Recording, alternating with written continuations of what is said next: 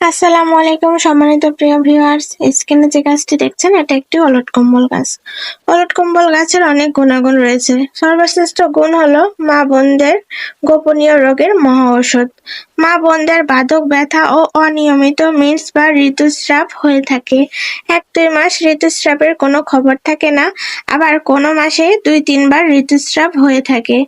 ঋতুস্রাব শুরু হওয়ার আগে তলপেটের চাকা চাকা হয়ে ব্যথা করে, বমি বমি ভাব হয়, শরীর দুর্বল হয়, মাথা ঘুরে, চোখ থেকে পানি ঝরে, কোমর ও শিরদাঁড়ায় অসহ্য ব্যথা করে, বুক ধড়ফড় করে ইত্যাদি।